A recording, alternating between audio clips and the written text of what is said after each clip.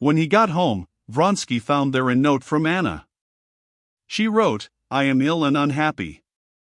I cannot come out, but I cannot go on longer without seeing you. Come in this evening. Alexey Alexandrovitch goes to the council at 7 and will be there till 10. Thinking for an instant of the strangeness of her bidding him come straight to her, in spite of her husband's insisting on her not receiving him, he decided to go. Vronsky had that winter got his promotion, was now a colonel, had left the regimental quarters, and was living alone. After having some lunch, he lay down on the sofa immediately, and in 5 minutes memories of the hideous scenes he had witnessed during the last few days were confused together and joined on to a mental image of Anna and of the peasant who had played an important part in the bear hunt, and Vronsky fell asleep. He waked up in the dark, trembling with horror, and made haste to light a candle. What was it? What was the dreadful thing I dreamed? Yes, I think a little dirty man with a disheveled beard was stooping down doing something, and all of a sudden he began saying some strange words in French. Yes, there was nothing else in the dream, he said to himself. But why was it so awful? He vividly recalled the peasant again and those incomprehensible French words the peasant had uttered, and a chill of horror ran down his spine. What nonsense, thought Vronsky, and glanced at his watch. It was 8:30 already.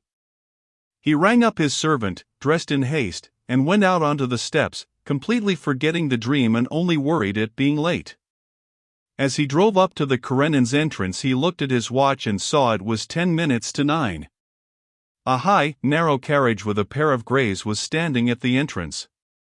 He recognized Anna's carriage. She is coming to me, thought Vronsky, and better she should. I don't like going into that house. But no matter, I can't hide myself, he thought, and with that manner peculiar to him from childhood, as of a man who has nothing to be ashamed of, Vronsky got out of his sledge and went to the door. The door opened, and the hall porter with a rug on his arm called the carriage. Vronsky, though he did not usually notice details, noticed at this moment the amazed expression with which the porter glanced at him. In the very doorway Vronsky almost ran up against Alexey Alexandrovitch. The gas jet threw its full light on the bloodless, sunken face under the black hat and on the white cravat, brilliant against the beaver of the coat. Karenin's fixed, dull eyes were fastened upon Vronsky's face. Vronsky bowed, and Alexey Alexandrovitch, chewing his lips, lifted his hand to his hat and went on. Vronsky saw him without looking round get into the carriage, pick up the rug and the opera glass at the window and disappear. Vronsky went into the hall. His brows were scowling, and his eyes gleamed with a proud and angry light in them. What a position, he thought. If he would fight, would stand up for his honor, I could act, could express my feelings, but this weakness or baseness. He puts me in the position of playing false, which I never meant and never mean to do. Vronsky's ideas had changed since the day of his conversation with Anna in the Vrede garden. Unconsciously yielding to the weakness of Anna, who had surrendered herself up to him utterly, and simply looked to him to decide her fate, ready to submit to anything, he had long ceased to think that their tie might end as he had thought then. His ambitious plans had retreated into the background again, and feeling that he had got out of that circle of activity in which everything was definite, he had given himself entirely to his passion, and that passion was binding him more and more closely to her. He was still in the hall when he caught the sound of her retreating footsteps. He knew she had been expecting him, had listened for him, and was now going back to the drawing room.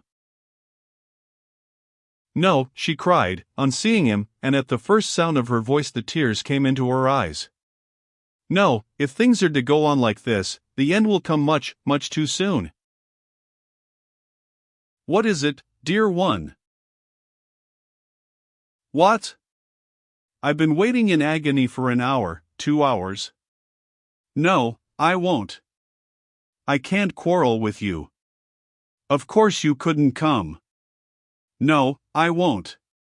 She laid her 2 hands on his shoulders, and looked a long while at him with a profound, passionate, and at the same time searching look. She was studying his face to make up for the time she had not seen him. She was, every time she saw him, making the picture of him in her imagination, incomparably superior, impossible in reality, fit with him as he really was.